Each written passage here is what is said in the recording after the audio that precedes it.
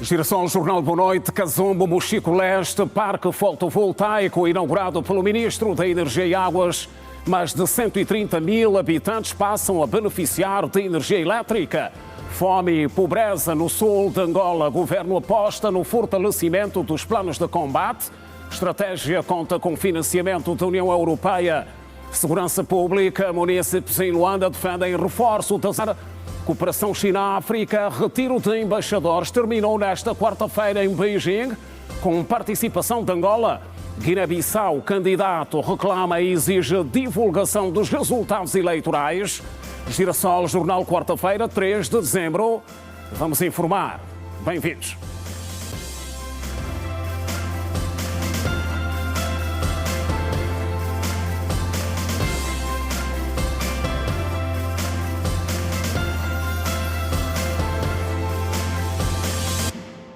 Outra vez, boa noite. Munícipes em Viana acreditam que a reabilitação da via que liga a localidade ao Calumbo vai contribuir para a atração de mais investidores.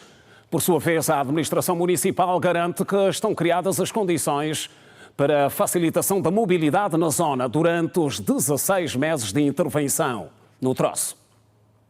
A obra de reabilitação da via do cemitério que liga Viana à mais nova província de Colibengo, através do município de Calumbo, contempla todas as redes técnicas, passeios, iluminação pública e mais de 12 quilómetros de drenagem. Serão intervencionados cerca de 6 quilómetros de estrada. O administrador de Viana, Demétrio de Sepúlveda, avança que se trata de uma obra bastante complexa e afirma ser justificável o valor cabimentado para a empreitada. O volume de escavação está acima dos 800 metros cúbicos, quer dizer que é uma obra com uma complexidade e uma intervenção que exige algum cuidado. Quando nós olhamos para o orçamento, não podemos olhar apenas para o que está em cima, mas vamos ver o que é que está em baixo. E as redes de drenagem e outras redes técnicas que serão enterradas justificam sim aquilo que nós estamos a falar em termos de orçamento.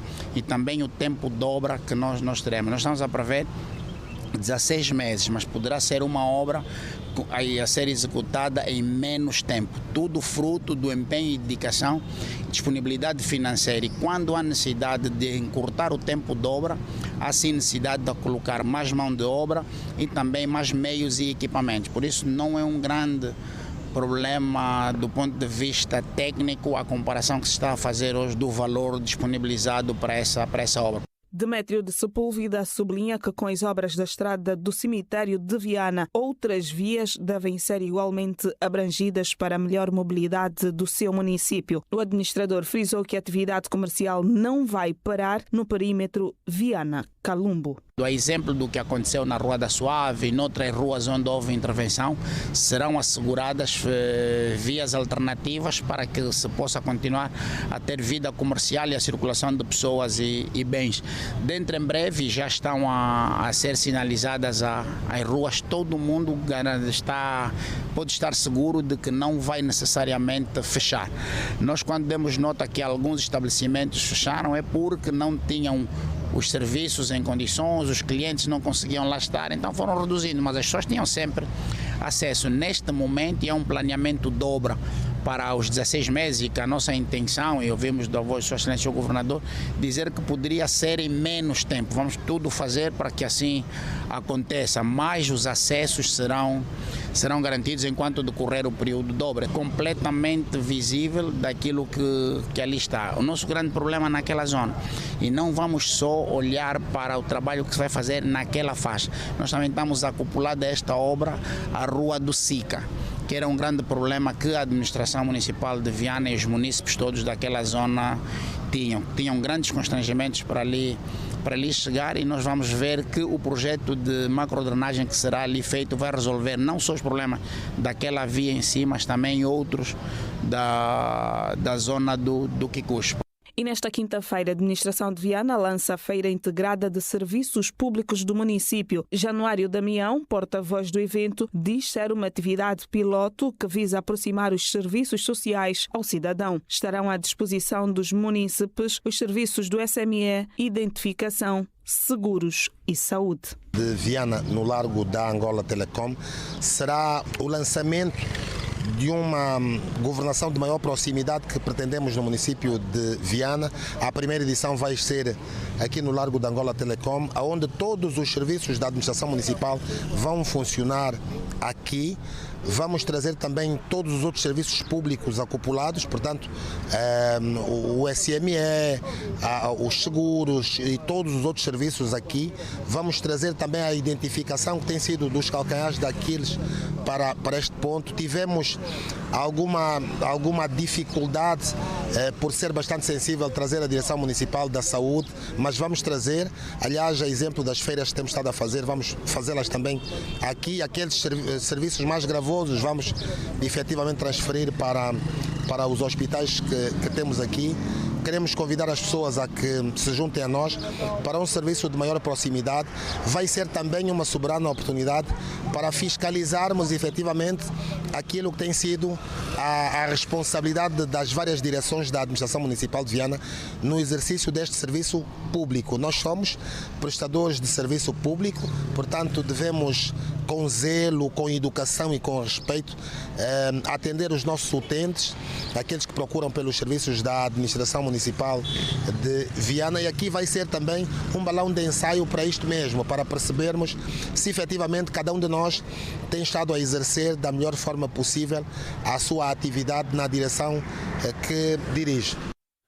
Municípios ouvidos pela Girassol nesta quarta-feira em Luanda sobre segurança pública defendem o reforço das ações de policiamento em função do índice de assaltos e dos níveis da delinquência. Na zona urbana ou na periferia, os chamados amigos do alheio intensificam as ações. A criminalidade em alguns bairros de Luanda é preocupante. Exemplo disso é o bairro da Caope. Segundo alguns moradores, o índice de criminalidade é baixa devido à presença dos agentes da Polícia Nacional e pediram reforço com a colocação de uma esquadra móvel. Em termos de criminalidade, aqui a Caope baixou um pouquinho por causa Temos aqui a Força Aérea e também colaboramos um pouco com a polícia. Isso pertence à esquadra do Miru. Não, a esquadra da Boa Fé e a esquadra do Calucango. Esse município Mulevo mudou muito em termos de delinquência. O que é que ainda nos preocupa por causa dessa mudança? Queremos uma esquadra móvel dentro desse mercado, por causa das clienteiras que vêm aqui arranjar telefone. Também tem clientes que vêm fazer compra dentro do mercado e aí não se sentem bem, porque tem becos, não conseguem entrar nos becos em condições, ficam assim, sem tranquilidade. Essa sinceridade está um pouco reduzida, senão antigamente havia muita criminalidade. Não se entrava no bairro no máximo 21 horas em diante, era muita criminalidade, mas agora está reduzida porque também temos polícias em rondas.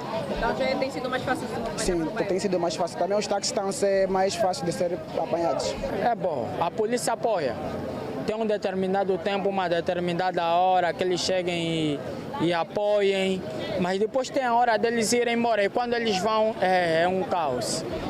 É um caos, eles vêm e querem meter a ordem e a ordem é complicada. Está mal o bairro, não posso dizer que está bom, está mal. Está mesmo mal, aqui a Caope.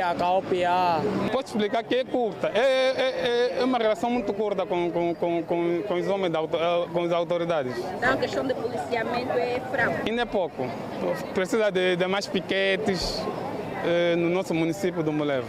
A Caope é um dos bairros conhecidos do município dos Mulevos como perigoso para circular antes das 6 horas e depois das 18 horas. Contrariando a segurança que alguns municípios alegam.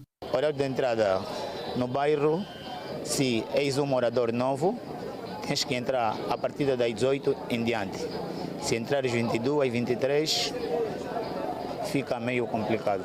Se tiver que sair, imaginemos para ir trabalhar, qual é o horário que normalmente... Se tiver para sair, imaginemos para ir trabalhar e se tu passares por aqui, vai ser meio complicado, tens que passar com um conhecido. Se tiveres a sair, quem que sair?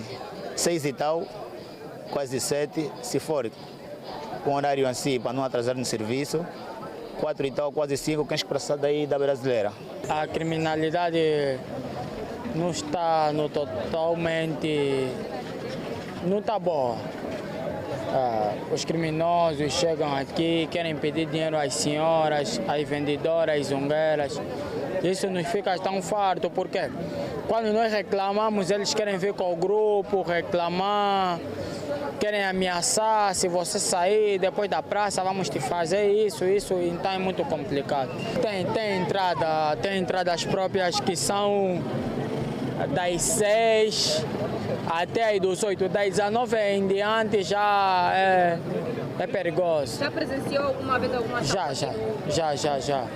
Já, eles vêm mesmo das 19 e ameaçam. Se você sair daqui para aí, vamos te fazer isso. E é muito complicado. Está bastante crítico mesmo.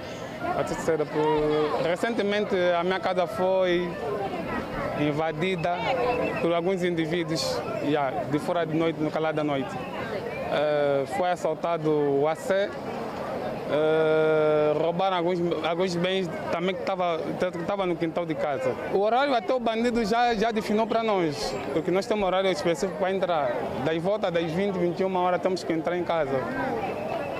Isso aí, se tiver que ir para trabalhar... Para trabalhar tem que ser 6 para as 7 horas. Se for das 5, quem trabalha normalmente vai turno de noite, tem que sair, tem que arriscar a vida das 5h30.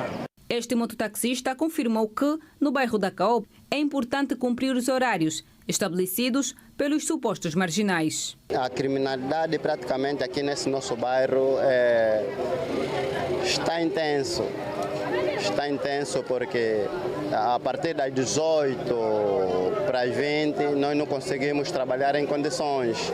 Trabalhamos mais ou menos em condições numa hora como das 7 para as 15, 16, porque senão a criminalidade perante o nosso bairro está mesmo intenso perante esta hora que nós estamos a dizer. 18, 19, não temos como trabalhar em condições. Este morador pediu que se olhe para o município dos Molevos com maior atenção. Melhora para o nosso município do Molevo. É para o novo município, não tem nem 1 ano nem 2 anos, mas queremos melhorar para o município do Molevo.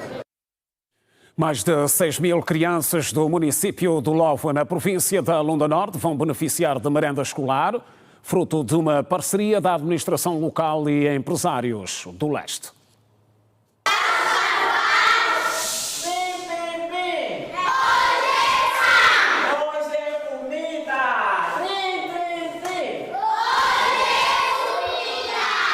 A animação tem cor e tem sabor.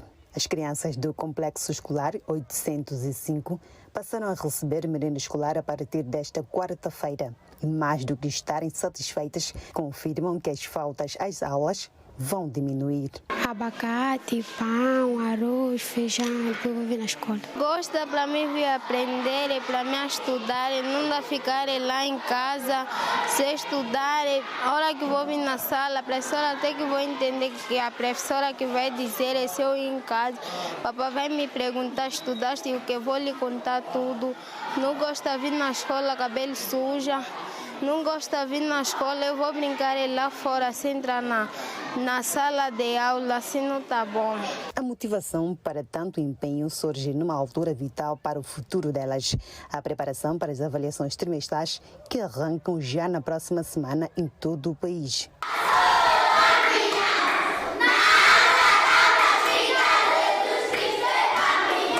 A direção da escola revela que os números de abandono por alegada incapacidade das famílias de alimentar as crianças pode ser um capítulo virado. Essa importância é louvável pelo esforço da Sua Excelência, Sr. Presidente da República, o João Lourenço, e a administração municipal do Lova, que é bem-vindo para o nosso município do Lova, uma vez mais que tínhamos escassez dos alunos através de fuga, através da alimentação. Mas nesse caso da merenda escolar é de agradecer que esse esforço esforçado pelo administrador municipal do Lova, camarada Antônio Sumari, essa ideia é louvável. Porque essa é uma zona rural, não é?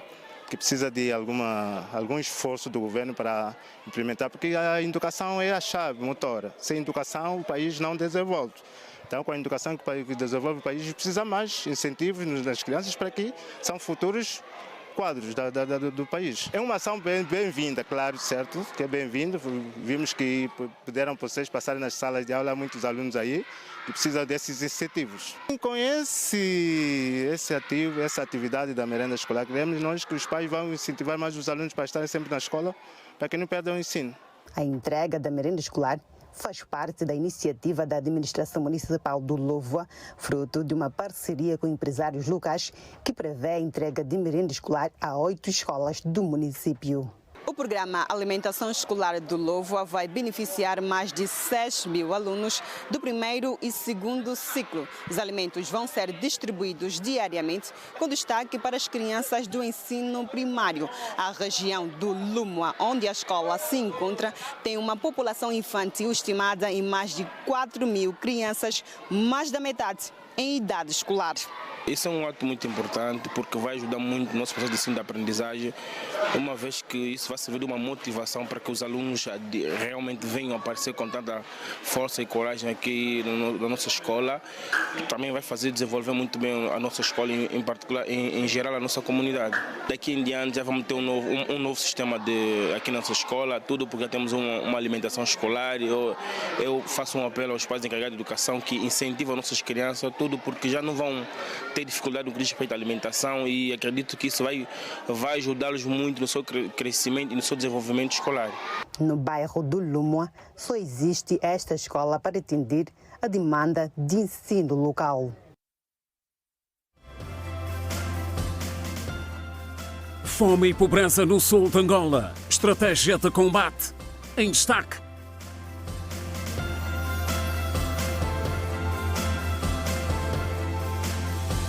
São as notícias no Girassol Jornal. O Presidente da República, João Lourenço, seguiu nesta quarta-feira para Washington, nos Estados Unidos da América, para uma visita a convite das autoridades norte-americanas. Segundo nota dos serviços de imprensa da Presidência da República, a deslocação do chefe de Estado angolano acontece numa altura em que a cooperação entre Angola e os Estados Unidos da América, com mais de 30 anos, continua a aprofundar-se, estando Angola no centro das atenções da política externa norte-americana em África, fruto de uma diplomacia económica ativa e assertiva. A transferência e eficiência e o fortalecimento das instituições públicas no continente dominam as discussões na 8ª Assembleia Geral da Associação dos Provedores de Justiça e Mediadores Africanos, que decorre em Luanda e reúne delegações de vários países. No ato central, a Provedora de Justiça de Angola e o Presidente da Associação dos Provedores de Justiça e Mediadores Africanos, Florbela Rocha Araújo, destacou que o continente enfrenta desafios complexos e persistentes que exigem respostas mais eficazes das instituições de justiça e mediação e, por isso, exortou os Estados africanos a reforçarem a transparência nos serviços públicos. O nosso continente enfrenta vários desafios, perante os quais o ombudsman, o mediador, é chamado a intervir com maior firmeza, imparcialidade e credibilidade. Os cidadãos esperam de nós transparência no funcionamento da administração, eficiência e celeridade na resposta às suas reclamações e sustentabilidade das políticas públicas que monitoramos. Princípios e valores que justificam o tema central da 8ª Assembleia Geral dos Provedores de Justiça e Mediadores Africanos, o provedor de justiça e a consolidação da transparência, eficiência e sustentabilidade. Florbela Araújo salientou ainda que o fortalecimento dos mecanismos da administração pública é essencial para garantir a confiança dos cidadãos. Com a transparência, queremos reforçar os mecanismos de controle da administração pública. Com a eficiência, pretendemos melhorar a capacidade de resposta das nossas instituições, modernizando procedimentos, reduzindo tempos de tramitação e qualificando continuamente os nossos quadros. Com a sustentabilidade, queremos integrar na atuação do Ombudsman a dimensão ambiental, social, ética, enquanto suporte das gerações futuras. A presidente do Instituto Internacional dos Provedores de Justiça, Nadine Maylox, enviou uma mensagem de apoio onde sublinhou a importância do papel do provedor de justiça. We stand as guardians of rights. Atuamos como guardiões dos direitos, defensores da dignidade e promotores da boa governação. A contribuição da África para esta missão global é profunda em todo o continente. As instituições de provedoria de justiça têm demonstrado resiliência e inovação. Em representação do Presidente da República, João Lourenço, o Ministro de Estado e chefe da Casa Civil do Presidente da República, Dionísio da Fonseca, reforçou que a Angola continua comprometida com a defesa da paz e com a construção de instituições fortes ao serviço dos cidadãos. A União Africana, por via da Agenda 2063, tem reafirmado o seu compromisso com a paz, com a integração econômica, a boa governação e o desenvolvimento sustentável. Nestes meses de presidência de Angola nesta organização continental, um conjunto de iniciativas tem sido levado a cabo, com foco no fortalecimento da cooperação continental em áreas estratégicas, sempre com a visão de promover a paz, a estabilidade, a atração de investimentos que concorram para o desenvolvimento das infraestruturas e do capital humano africano. A nível continental, excelências, Angola tem mantido os seus esforços diplomáticos e políticos nos processos de pacificação e reconciliação em diversas regiões do continente, sempre com a convicção de que a paz é condição indispensável para o progresso do continente. O Parlamento angolano reconheceu atuais mudanças profundas e uma sociedade mais exigente. Em representação do presidente da Assembleia Nacional, Adão de Almeida, o deputado Virgílio Chova exortou uma justiça que seja representativa e inclusiva. A justiça que os cidadãos esperam não é apenas dos tribunais, é a justiça cotidiana, a justiça administrativa, a justiça ao serviço do público, que atende, que explica, que corrige e que repara. E quando essa justiça falha, porque as instituições são humanas e por isso falíveis, é ao provedor de justiça que recai a responsabilidade de restaurar o equilíbrio, a dignidade e a confiança. A 8ª Assembleia Geral da AOMA decorre até o dia 5 de dezembro, com sessões técnicas e painéis que conta com provedores de justiça, mediadores e especialistas africanos e internacionais. O setor das obras públicas contribuiu neste ano de 2025 para o Produto Interno Bruto com um total de 2,18%, segundo o que avançou nesta quarta-feira o Ministro das Obras Públicas, Urbanismo e Habitação, que falava no ato de celebração do Dia do Construtor. Foi no ambiente de reconhecimento e reflexão que se celebrou nesta quarta-feira o Dia do Construtor, uma data que presta homenagem aos homens e mulheres que contribuíram para erguer o país. Entre aplausos e partilhas de experiências, o destaque recaiu sobre o desempenho do setor das obras públicas. Segundo o ministro Carlos Alberto dos Santos, o setor contribuiu com 2,18% para o Produto Interno Bruto Nacional nos primeiros 3 meses deste ano. É um setor que alavanca o desenvolvimento de outros setores também. Assim sendo, o setor da construção, no período de 2008, tinha um produto interno bruto de menos 0,1%. E hoje, dados do terceiro trimestre de 2025, registra um crescimento de 2,18%. Isso é refletido num maior acesso às zonas de produção agrícola, mineira, industrial, turismo e outros serviços. Para o titular da pasta, estes números representam o crescimento do setor. A contribuição do setor da construção para o produto interno bruto é sinónimo de que este setor está cada vez a fazer mais. Nós olhamos, não estamos só a falar das obras públicas, de estradas, pontes, hospitais, caminhos de ferro, mas estamos também a falar das obras privadas. Há um consumo grande de materiais de construção que estimula a sua produção interna. Dizer que a contribuição no setor é de 2,8% para o produto interno bruto quer dizer que há produção interna, há construção visível em todos os eixos. O ministro avançou que o setor quer crescer, tornar-se mais eficiente e reduzir gastos. Há um aspecto que nos é pedido sempre e aproveito nesse dia do construtor para dar ênfase à contínua redução dos custos das obras públicas. É um dos temas que nós trazemos com muita ênfase, a contínua redução dos custos das obras públicas. Temos que fazer um trabalho todos juntos. Como é que nós, e de forma sustentável, podemos reduzir os custos das obras públicas? Entre metas e homenagens, o Dia do Construtor serviu para reforçar o compromisso com o futuro. Entretanto, o que se fez e se está a fazer em termos de infraestruturas não foi esquecido.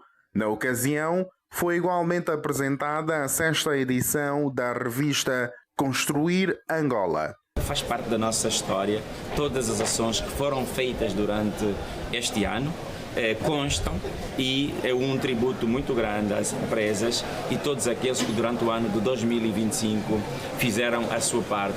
Está lá quais são as estradas, as pontes que foram feitas e, acima de tudo, as urbanizações, os planos diretores, as centralidades que foram feitas. É um tributo às conquistas que o setor teve e que estão expressas. E vamos no próximo ano ir para a 7ª e assim, mais uma vez, dizer que as obras do setor têm que ser vistas por todos. Profissionais do setor da construção e obras públicas celebram o Dia do Construtor, refletindo os ganhos e homenagens aos precursores do setor. São as notícias do Girassol Jornal, edição de quarta-feira. O Governo trabalha no fortalecimento dos programas direcionados ao combate à fome e à pobreza e à insegurança nutricional no sul de Angola. A estratégia conta com o financiamento da União Europeia, avaliado em 65 milhões de euros, e está a ser desenvolvida em parceria com o projeto Frezan. A Frezan é um programa da União Europeia de desenvolvimento sustentável das famílias no sul de Angola através da agricultura, da nutrição e do acesso à água. Representada em solo angolano, tem sido o principal doador de fundos ao país. De realçar que os investimentos feitos com o governo angolano têm validado as intervenções técnicas atestadas pelo Frezan e demonstram que há maior disponibilidade de água para a produção agrícola. O projeto é financiado com cerca de 65 milhões de euros, segundo a embaixadora da União Europeia em Angola, Rosário Bento Paes. Isto é um projeto que de 65 milhões de euros de doação da União Europeia a Angola, que começou em 2018 e terminou em agosto deste ano e tem a ver com fortalecimento e resiliência, adaptação às alterações climáticas e nutrição. Portanto, tem a ver com o problema que houve e que continua a haver da região semiárida nas 3 províncias do sul de Cunene, Huila e Namibe. E, portanto, foi um comprometimento da União Europeia para com o governo de Angola. Portanto, é uma iniciativa do governo de Angola para poder exatamente tratar de situações de adaptação às alterações climáticas, portanto, tudo o que tem a ver com espécies agrícolas que possam adaptar-se àquela região semiárida e que possam produzir para efeitos, obviamente, nutritivos. Tem a ver com proteção civil, com alertas nas 3 províncias em relação à seca, em relação eventualmente até quando chove poder haver situações de inundações. Francisco Alegre Duarte, embaixador de Portugal em Angola, diz que mais de 16 mil agricultores e pastores beneficiaram de apoio para alavancar a economia sustentável. Foram capacitados mais de 16 mil agricultores e pastores, 256 cooperativas. Na questão da água, talvez seja aquela, porque estamos a falar de regiões de uma região muito atingida pela seca e pelas alterações climáticas, foram construídas ou reabilitadas infraestruturas de água que beneficiaram mais de 300 mil pessoas, mais de 1 milhão de cabeças de gado, numa zona em que, como sabe, o gado é fundamental, sobretudo para as populações nómadas. O ministro da Agricultura e Florestas, Isaac dos Anjos, realça que o projeto teve impacto direto nas comunidades. Introduzindo técnicas ditas de engenharia social, construção de cisternas, aproveitamento de água, construção de barragens ocultas, inclusive, e também a introdução de sementes e variedades mais resistentes à seca, de ciclos mais curtos, e também a instalação de sistemas de controle meteorológico. Apolo Zinolenga, o vice-governador do Cunene para o setor político e econômico, diz que a sua província foi uma das beneficiadas com água, agricultura e outros suportados pelo programa Frezan e o governo de Angola. O maior problema das comunidades do Cunene é a falta de água. Começaríamos logo por aí. Os financiamentos de projetos ligados ao fornecimento de água na província do Cunene pelo Frezan tiveram um impacto muito grande. E falar da água é também falar concomitantemente da saúde. A base da alimentação das populações do sul de Angola é a agropecuária. E o programa não deixou de parte apoiar as campanhas de vacinação de gado. E na província de Huila, por falar em sul de Angola, o aumento dos preços dos produtos nacionais no mercado municipal preocupa os lubanguenses. A nossa equipa constatou que a batata registrou maior subida, a seguida da cebola, o tomate, o peixe fresco e também seco. O aumento dos preços dos produtos nacionais no mercado municipal do Lubango preocupa os consumidores. Entre os produtos que maior subida registaram está a batata, que antes o balde de 2 quilos era comercializado na faixa 2.000 a 2.500 e que agora é vendido a 3.000 kwanzas. Cebola, tomate, peixe fresco e seco registram aumentos, embora que ligeiros. Para subir um pouco, acho que é por causa das festas. Já temos comprado a 2.500, agora o balde de batata está a 3.000. Está mais caro, é mais tomate, cebola, o peixe também está caro.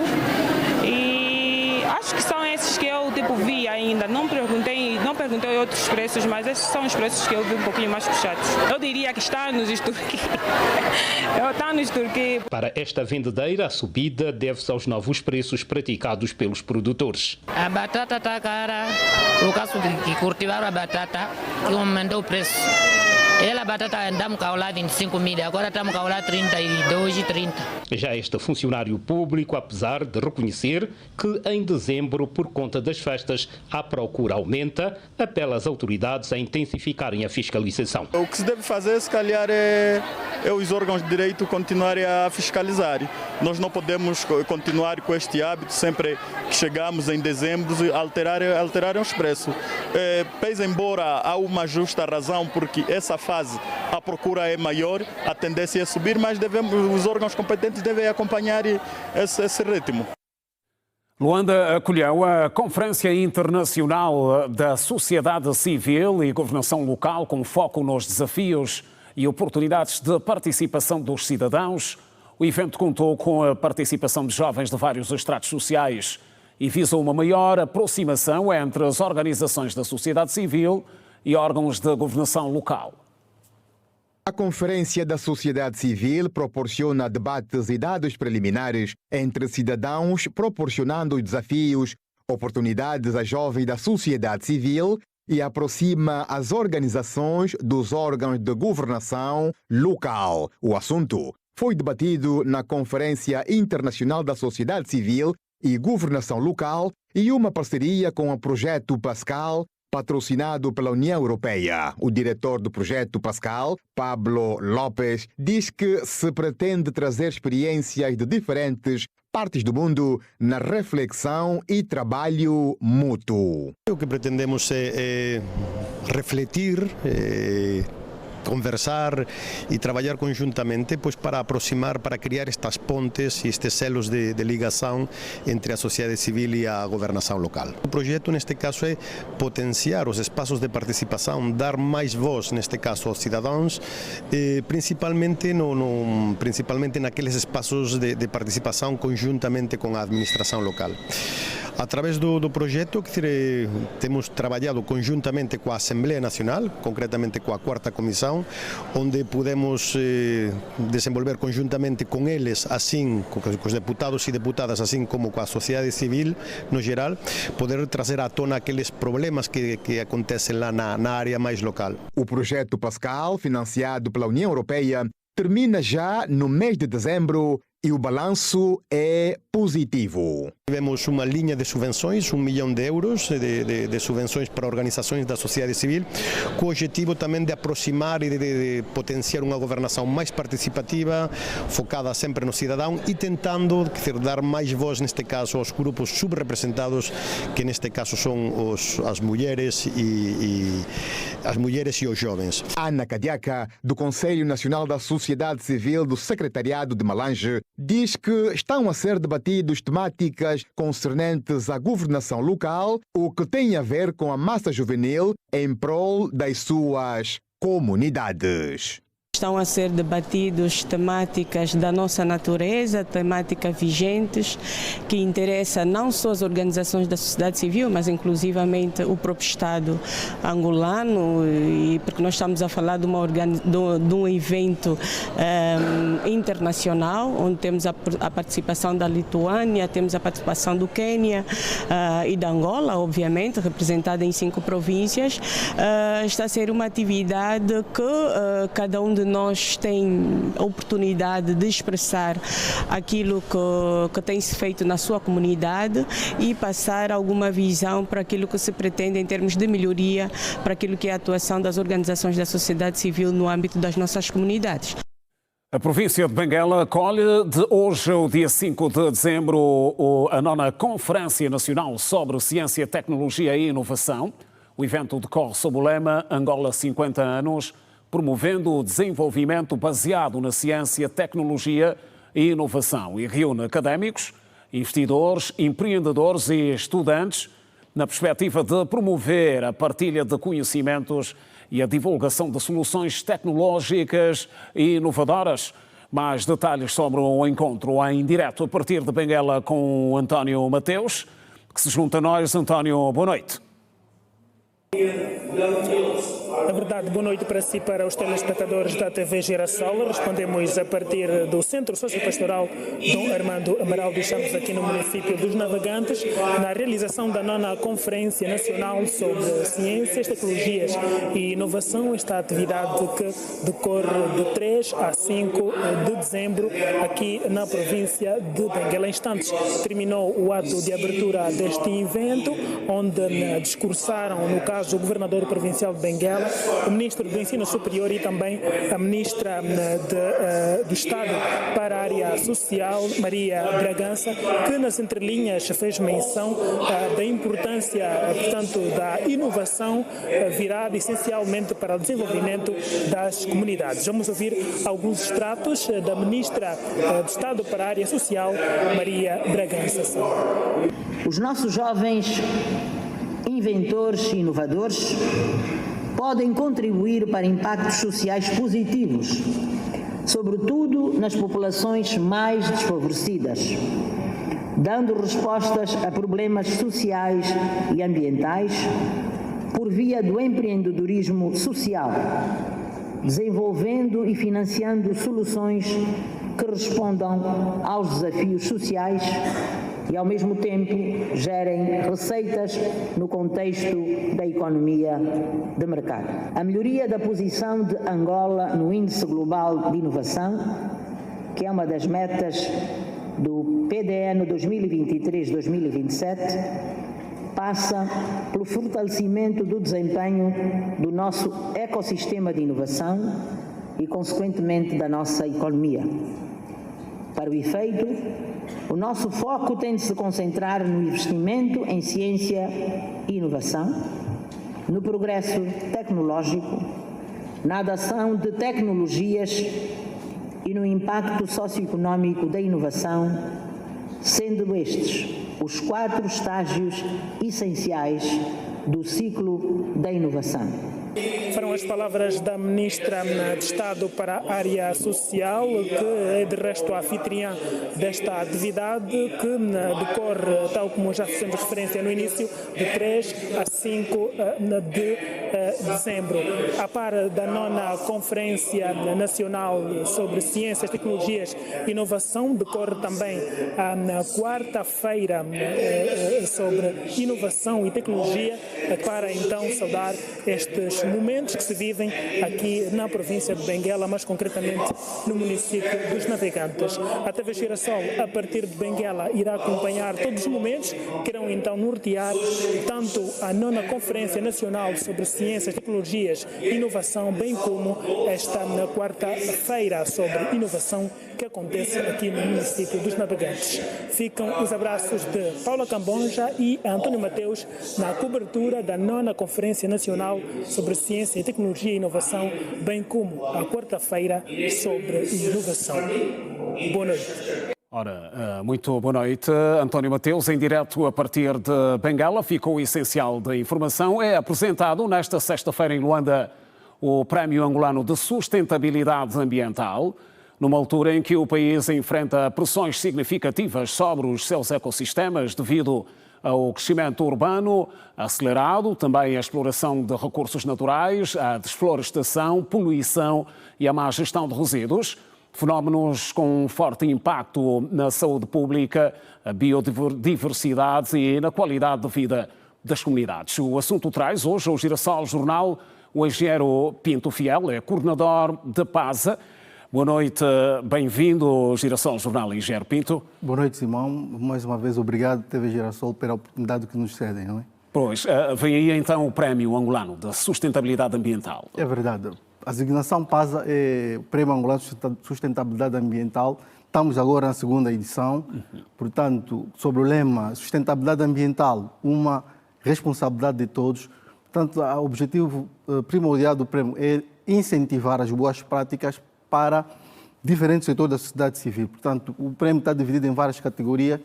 Ano passado tivemos os galardoados. Esse ano, então, a equipa do júri tem já mais ou menos selecionado aquelas pessoas que, na verdade, deverão ser distinguidas durante a gala. Portanto, nós queríamos fazer uma menção é que, além das pessoas que concorrem, das organizações, todos os anos na gala nós fizemos reconhecimentos, então, a diferentes estados da sociedade que têm feito alguma coisa para a questão da sustentabilidade ambiental, de forma a servir de réplica como o exemplo de boas práticas. Critérios da seleção? Pronto, o prémio está dividido em categoria. Nós temos, a título de exemplo, temos a categoria de educação ambiental, temos mídia sustentável, portanto, são aqueles programas da mídia ligado à educação ambiental. Temos vários setores, setor mineiro, portanto, o que fomos sentindo crescer durante esta 2ª edição é que a categoria de cidadania é que, na verdade, são pessoas que não estão ligadas ao governo nem a uma determinada empresa, tem vindo a crescer. Isso nos alegra bastante, porque mostra-nos que as pessoas, hoje a questão ambiental está a ser realmente transversal. E está aí de acordo com aquilo que é o nosso tema, que cada um de nós, na sua atividade laboral, pessoal, profissional, deve ter em conta a questão da sustentabilidade ambiental. Em relação à sustentabilidade ambiental, o país tem pacto, aliás, faz parte do pacto global, está alinhado ao pacto global. Como é que, a vosso nível, tem sido salvaguardada essa questão, sobretudo também associada aos Objetivos de Desenvolvimento Sustentável? Bem, nós conhecemos o protocolo, portanto, o prémio, na verdade, olha para a responsabilidade do Estado. Temos categorias, por exemplo, como cidade sustentável, órgãos do Estado, mas também olhamos para a vertente genérica, no esforço coletivo. Nós acreditamos que não podemos olhar somente para a questão do Estado. O Estado cria a legislação, cria todo o ambiente, mas para efetivamente se replicar na prática aquilo que são os protocolos do Estado assina, é preciso que cada um de nós tenha consciência. E vai mudando hábitos que na verdade acontecem no nosso dia a dia. Portanto, a ideia do prémio mesmo é olhar para a responsabilidade daqueles que têm a responsabilidade de legislar o Estado, mas também olhar para cada... Por exemplo, o setor bancário, nós temos uma categoria, o setor mineiro. Portanto, nós queremos olhar para cada um dessas organizações, desses setores, o que têm feito. Uma coisa mínima a gente vai dar, na verdade, realce de forma, como dissemos... Essencialmente, Engenheiro Pinto, quem promove o prémio? É o Ministério? O Prémio Ambiental é uma iniciativa de empresas privadas. Pronto, nós, este ano, tivemos vários parceiros que, na verdade, apoiaram e nós sempre envolvemos as instituições, os governos, as direções provinciais, o próprio Ministério do Ambiente. Portanto, mas o Prémio Angolano é mais uma das iniciativas para a questão ambiental ligada ao setor privado. Claro, mas sempre com anuência, parceria a nível institucional. Com o Estado a apoiar essas iniciativas. Exatamente. Em termos de premiações, como é que está tudo? Bem, eu acho, já na nossa página estão já, na verdade, aquelas organizações que foram selecionadas para a final, que vão à gala, e na sexta-feira, então, teremos a informação daquilo que o júri escolheu, quais são as organizações, na verdade, que venceram cada uma das categorias. A segunda edição do Prémio Angolano de Sustentabilidade Ambiental. Portanto, só uma nota é que uma coisa que nos alegra é que este ano nós tivemos um número representativo em termos de candidatos a nível da província. Portanto, isto, na verdade, foi um grande desafio para esse ano. Não, a nível nacional. Temos várias províncias a concorrer. Ou mais candidatos a nível nacional. Exatamente. Portanto, nós estamos a olhar para aquilo que são boas práticas a nível de todo o país. Pronto, esse é o desafio que a gente tem para esta edição do prémio. Engenheiro Pinto, obrigado por ter vindo, o Girassol Jornal. Muito obrigado, nós é que agradecemos. E aguardamos então sexta-feira pelos resultados desta segunda edição. 20 horas no Hotel Royal Plaza. Estamos juntos. Muito obrigado. Ora bem, e nós seguimos para o primeiro intervalo. Voltamos, não saia daí, continue connosco, até já.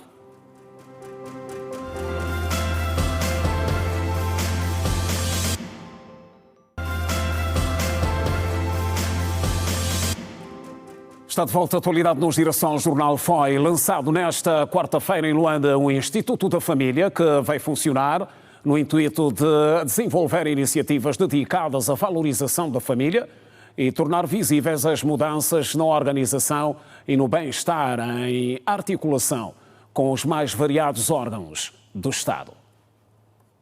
O Instituto da Família está oficialmente em funcionamento depois do seu lançamento, que aconteceu nesta quarta-feira. José Otávio Serra Vandunen, presidente da Associação Instituto da Família, falou que o surgimento desta instituição vai atuar como parceiro do Estado para ajudar com diagnósticos e estudos no processo de resolução dos problemas que as famílias enfrentam. A Associação Instituto da Família pretende ser um parceiro, porque existem instituições do Estado que pretendemos ser um parceiro que possa ajudar com estudos, com reflexões, com diagnósticos, obviamente usando dados oficiais, para que se possa ter um estado da arte sobre os múltiplos problemas, como bem diz o Paulo Duda, que a família atravessa hoje, a família aqui de uma forma geral, e perceber como é que se podem formular políticas públicas que vai caber a estas instituições do Estado. Na sua intervenção, Carlos Feijó falou da criação de uma nova legislação, ou seja, a elaboração de um novo Código de Família. A Associação Instituto da Família, uma das grandes prioridades que nós temos em matéria legislativa é, sobretudo, numa perspectiva mesmo ampla, dar o maior tratamento possível e acelerar a elaboração de um novo Código da Família. Esta é, digamos, uma das nossas grandes prioridades. Se a família é o núcleo fundamental da sociedade, fenómenos negativos como este da fuga à maternidade e à paternidade, que é um dos projetos que essa Associação Instituto da Família tem em carteira, deve constituir necessariamente a nossa prioridade. Arlindo Castro manifestou preocupação à questão da fuga à paternidade e à maternidade, ressaltando que é um problema social. É um problema social, é um desafio social. e ele insere-se, não é? É o que serve de motivação para um projeto que se designa Crianças Visíveis. Na verdade, o que a Associação Instituto da Família pretende com esse projeto é dar visibilidade às crianças dentro da família. E dar visibilidade porque esse fenómeno que disse aqui, o social, ele tem várias multiplicações, como a própria questão do não registro dos filhos, a falta de prestação de alimentos, a falta do cumprimento do dever de sustento de crianças que vivem com os seus próprios pais.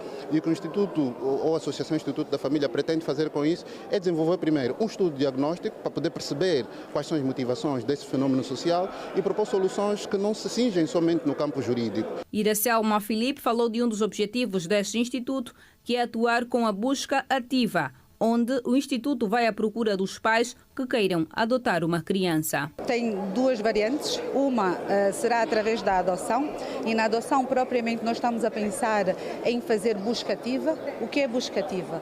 Busca ativa é nós irmos à procura de famílias para as crianças e não ao contrário, como normalmente acontece. E tem como objetivo diminuir de forma mais célere e de forma desburocratizada o número de crianças institucionalizadas. A outra parte é através do apadrinhamento. Este casal de missionários brasileiros está no processo de adoção há 4 anos e com a abertura deste instituto acredita que todos os trâmites vão ser acelerados. Para nós tem sido um processo transformador, né? Então, desde que conhecemos ele, recebemos a tutela dele em 2022, estamos agora no processo de adoção e estamos nos sentindo muito acolhidos, tanto pela comunidade cá em Angola, quanto pelo poder público. Todos que têm participado do processo têm nos dado um suporte incrível. Então, nós estamos muito felizes com a oportunidade de termos uma família, estarmos convivendo, essa união entre Brasil e Angola. Então, é um processo que tem nos dado muita esperança.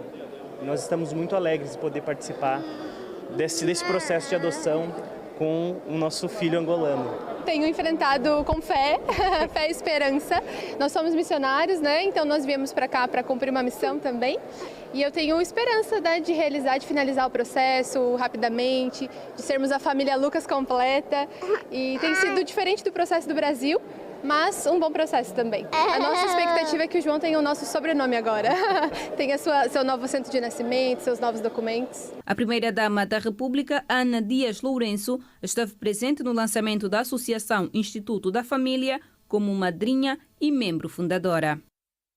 E terminou nesta quarta-feira em Beijing o retiro de embaixadores africanos que durante 2 dias estiveram reunidos com o objetivo de partilhar reflexões estratégicas sobre a implementação dos compromissos do Plano da Ação do FOCAC 2025-2027, através de um alinhamento entre a Agenda 2063 da União Africana e o FOCAC. Angola foi representada pela embaixadora Dalva Ringota Allen, que discursou no final do evento em representação do presidente da União Africana, João Lourenço.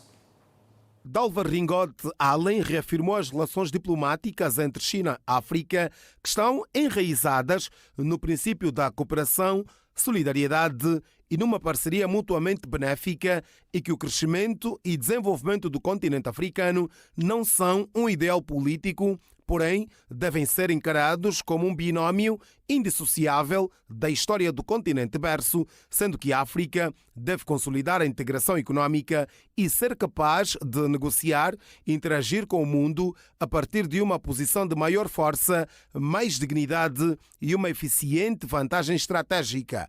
No seu discurso, a embaixadora angolana considerou que os pilares do capital humano, segurança alimentar, energia sustentável, transformação digital, conectividade e ainda logística infraestrutural devem ser segmentos estratégicos para o desenvolvimento do continente. A diplomata destacou que o novo ciclo do FOCAC consolida-se como um instrumento essencial de cooperação estruturada, tendo considerado ao mesmo tempo que vários pontos do plano de ação do FOCAC 2025-2027 são convergentes com as aspirações da Agenda da União Africana 2063, que sob a liderança do presidente pro-tempore da União Africana e presidente da República de Angola, João Lourenço, Angola realizou recentemente 2 cimeiras importantes em Luanda, nomeadamente a 3ª Cimeira sobre Financiamento de Infraestruturas em África e a mais recente Cimeira da União Africana, União Europeia, que representaram mais um ponto no processo de mobilização de meios para a materialização da agenda da União Africana no domínio das infraestruturas, bem como o reforço do compromisso com as instituições financeiras. Durante 2 dias, o evento decorreu à porta fechada e contou com a participação do conselheiro especial do presidente da Comissão da União Africana, Alassane Kers, para além do grupo de embaixadores africanos acreditados na República Popular da China. Angola participa na reunião do Conselho de Administração da Aliança Global para Vacinas e Imunização Gavi, que decorre até amanhã em Genebra, na Suíça, com uma delegação chefiada pela Ministra da Saúde, Sílvia Lutucuta. A reunião tem como objetivo os principais: a aprovação do plano financeiro e orçamentos para o período 2026-2030, bem como a estratégia do ciclo 2026-2030. O Conselho de Administração da Gavi vai igualmente rever políticas e a governança interna, incluindo a alocação de fundos, os modelos de financiamento e a coordenação com parceiros, além de avaliar a implementação recente e a orientação para a execução dos programas em curso com vista à transição para o novo ciclo, assegurar a sustentabilidade financeira e o compromisso dos doadores e parceiros. Angola, em conjunto com outros países implementadores, têm desempenhado um papel ativo e influente no processo de negociação e revisão estratégica, apresentando propostas concretas e equilibradas para que haja justiça na distribuição do apoio, com ênfase na vacinação de rotina e no acesso equitativo a novas vacinas. E olhamos para a atualidade além fronteiras. A candidatura de Fernando Dias, que reclama vitória nas presidenciais na Guiné-Bissau, exigiu à Comissão Nacional de Eleições a convocação da plenária do órgão para que os resultados eleitorais sejam declarados o mais rápido possível. A candidatura de Fernando Dias da Costa reagiu ao anúncio feito nesta terça-feira pela CNE, que se mostrou indisponível para dar continuidade ao processo eleitoral e divulgar os resultados das legislativas e presidenciais de 23 de novembro, devido a alegados atos de vandalismo às suas instalações. Na voz do seu secretário executivo adjunto, a CNE anunciou numa conferência de imprensa que tem total impossibilidade de continuar a concluir o processo eleitoral devido aos alegados atos de vandalismo às suas instalações, aos equipamentos e ao confisco das atas de apuramento regional das eleições. Cerca de 900 pessoas morreram na faixa de Gaza enquanto aguardavam uma evacuação médica, anunciou nesta quarta-feira a responsável médica em Gaza da organização não-governamental Médicos Sem Fronteiras. A organização humanitária lamentou as mortes que podiam ter sido evitadas e apelou a que sejam aceleradas as evacuações médicas, lembrando que em Gaza não há qualquer hospital plenamente operacional. Os MSF recordaram também que o cessar-fogo iniciado em outubro foi violado em várias ocasiões. Estima-se que mais de 300 pessoas foram mortas no último mês e meio. Sede do MPLA. Audiências com foco no reforço da cooperação. Em destaque.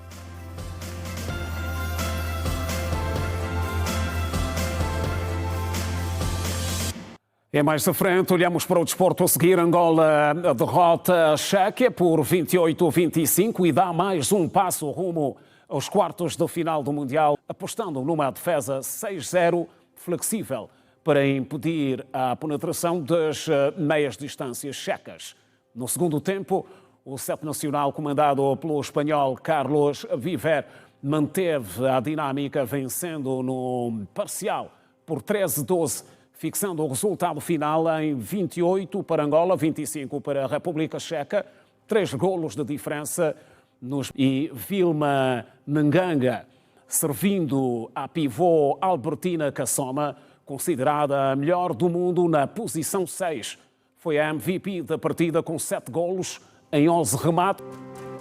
O Petro subiu para a segunda posição do Girabola após vencer hoje o Cabos Corpo do Palanca por 2-1. No duelo de acerto do calendário, pontuável a 8ª jornada do Girabola, o Petro de Luanda recebeu e venceu o Cabos Corpo do Palanca por 2-1.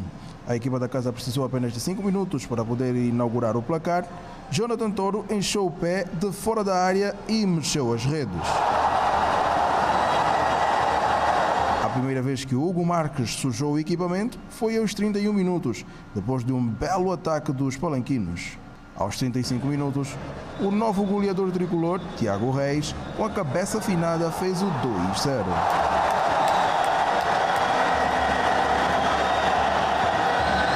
Ao intervalo, 2-0 era o resultado. Foi no início da segunda metade que o Cabos Corpo do Palanca começou a reagir, confusão na grande área com o keeper adversário e Jorge rematou para mexer as redes. A seguir, João Paciência pelo Petro ainda tentou, mas a defesa palanquina mostrava que estava coesa.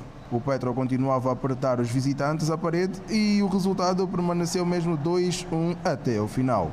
Os 3 pontos foram para os tricolores. Já Frank Artiga, do Petro de Luanda, satisfeito com o resultado, disse que vai continuar a trabalhar, apesar dos poucos dias de descanso. Nada, descansar 2 días y volver a jugar. Y descansar 2 días y volver a jugar. Otra vez, lo diré otra vez, esto no es normal. Lo de la segunda parte no es normal. Espero que se tomen decisiones porque no es normal. Y jugar cada 2 días toda la época tampoco es normal. Com a vitória, o Petro de Luanda subiu para o segundo lugar do Girabola e agora está com 18 pontos, atrás do Recreativo do Libolo com 19 pontos. Mais um curto intervalo a seguir no Girassol Jornal. Volte connosco. Até já. O presidente da UNITA reafirmou nesta quarta-feira a intenção do partido do Galo Negro em trabalhar para alcançar o poder em 2027. Adalberto Costa Júnior falava durante o empossamento do Executivo Nacional da UNITA. A posse do Executivo Nacional da UNITA surge na sequência do 14º Congresso Ordinário dos Maninhos, que reelegeu Adalberto Costa Júnior para continuar a dirigir os destinos do partido fundado por Jonas Savimbi. Entre os empossados, realce para Liberty Chiaka, que é agora o secretário-geral do partido do Galo Negro, e Albertina Angolo, ou Navita Angolo, como é conhecida, que é a nova presidente do grupo parlamentar da UNITA. Nas suas palavras, Adalberto Costa Júnior voltou a falar da alternância política em 2027, tendo reafirmado que conta com uma equipa competente para atingir tal objetivo. Nós saímos fortalecidos, seguramente, deste exercício democrático. Eu estou convencido que quem aqui esteve, e ainda temos as urnas nesta sala, testemunhou um Congresso democrático, transparente, e a UNITA deu o melhor de si. E o país seguramente prestou atenção, no sentido de nós vermos reconhecido no espaço competitivo a nossa condição de pole position para a governação deste país. Reeleito para um mandato de 4 anos na liderança da UNITA, ao derrotar no pleito eleitoral Rafael Massanga Savimbi com 1.100 votos, correspondente a 91% dos votos, contra 110, equivalente a 9 do opositor, Adalberto Costa Júnior, admite que os próximos anos serão desafiantes. Estes não serão 4 anos normais, porque nós vamos ter exatamente a menos de 2 anos eleições nacionais. Eu estou convencido que esta direção que acaba de tomar posse está em condições de implementar o programa atualizado, de corresponder às expectativas que são muito grandes, nossas, mas muito mais importante, do país, colocado sobre a UNITA. Navitangolo garante que vai trabalhar para reafirmar cada vez mais a postura dos parlamentares da UNITA. O grupo parlamentar da UNITA deve continuar na defesa dos interesses dos cidadãos angolanos, do ponto de vista de legislar cada vez mais para responder às expectativas e aos anseios dos angolanos.